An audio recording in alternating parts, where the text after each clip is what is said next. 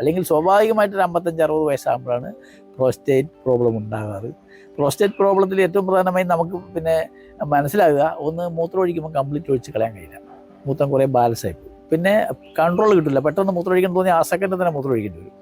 40 വയസ്സിന് ശേഷം പുരുഷന്മാർക്ക് പ്രോസ്റ്റേറ്റിന്റെ ലക്ഷണങ്ങൾ കണ്ടു തുടങ്ങുന്നുണ്ട്.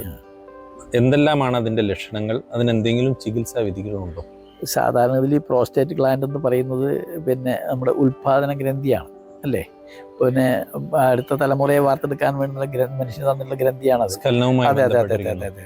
ആ ഗ്രന്ഥി അതിൻ്റെ വർക്ക് തീരുമ്പോഴാണ്, സാധാരണഗതിയിൽ അതിൻ്റെ വർക്ക് തീരുമ്പോഴും ഓട്ടോമാറ്റിക്കലി സ്ലോ. അത് ഒരു 10-60 വയസ്സ് കഴിയുമ്പോഴാണ് സാധാരണ ലേശം വീക്കാകുന്നത്. അതിൻ്റെ ഏകദേശം അതിൻ്റെ ആ കാലഘട്ടം കഴിഞ്ഞു. 40 വയസ്സിലൊക്കെ ഉണ്ടാകുന്നത് എന്തെങ്കിലും രോഗം പോലെ ആയിരിക്കും, അല്ലെങ്കിൽ ലൈഫ് സ്റ്റൈൽ ഉണ്ടാകാം, അല്ലെങ്കിൽ സ്വാഭാവികമായിട്ടൊരു 55-60 വയസ്സാകുമ്പോഴാണ് പ്രോസ്റ്റേറ്റ് പ്രോബ്ലം ഉണ്ടാകാറ്. പ്രോസ്റ്റേറ്റ് പ്രോബ്ലത്തിൽ ഏറ്റവും പ്രധാനമായി നമുക്ക് പിന്നെ മനസ്സിലാകുക, ഒന്ന് മൂത്രം ഒഴിക്കുമ്പോൾ കംപ്ലീറ്റ് ഒഴിച്ച് കളയാൻ കഴിയില്ല, മൂത്രം കുറേ ബാലൻസായി പോകും. പിന്നെ കൺട്രോൾ കിട്ടില്ല, പെട്ടെന്ന് മൂത്രം ഒഴിക്കാൻ തോന്നി ആ സെക്കൻഡ് തന്നെ മൂത്രം ഒഴിക്കേണ്ടി വരും. എന്തുകൊണ്ടാണ് മൂത്രം ഒഴിച്ചിട്ട് മുഴുവനായിട്ട് പോവാത്തത്? അതിൻ്റെ കാരണം എന്നാൽ ഈ പ്രോസ്റ്റേറ്റ് ഗ്ലാൻഡിൻ്റെ അകത്തുകൂടിയാണ് ഈ യൂറിനൽ ഇത് വരുന്നത്, ട്യൂബ് വരുന്നത്.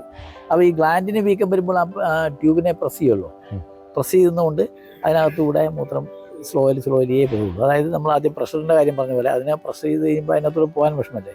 അത് കുറച്ച് നേരം ഇരുന്ന് നല്ല മൂത്രം ഒഴിക്കാൻ തുടങ്ങി ചൂടായി കഴിയുമ്പോഴാണ് പിന്നെ അങ്ങ് പോയി, എന്നാലും തികച്ചും പോകില്ല. അത് സാധാരണഗതിയിൽ ഒരു കാലഘട്ടം വരുമ്പോൾ ഉണ്ടാകുന്നത് തന്നെയാണ്, മനുഷ്യന്മാർക്കെല്ലാം ഉണ്ടാകുന്നത്. ഇതിന് ചികിത്സ അതിന് സാധാരണഗതിയിൽ ഞങ്ങൾ കൊടുക്കുന്നത് അതിന് ഹിപ്പ് ബാത്ത്, ഇളം ചൂടുവെള്ളത്തിൽ ഇരുന്ന് കഴിഞ്ഞാൽ തന്നെ കുറേ വ്യത്യാസം വരാറുണ്ട്. കാരണം പ്രോസ്റ്റേറ്റിന് ഒരു പിന്നെ സർക്കുലേഷൻ മതി. പിന്നെ അതിന് ഈ അനന്താസനം പോലത്തെ ചില ആസനങ്ങളുണ്ട്, യോഗാസനങ്ങൾ. അനന്താസനം എപ്പോഴും പ്രോസ്റ്റേറ്റ് ഗ്ലാൻഡിന് ഗുണം കിട്ടുന്നതാണ്.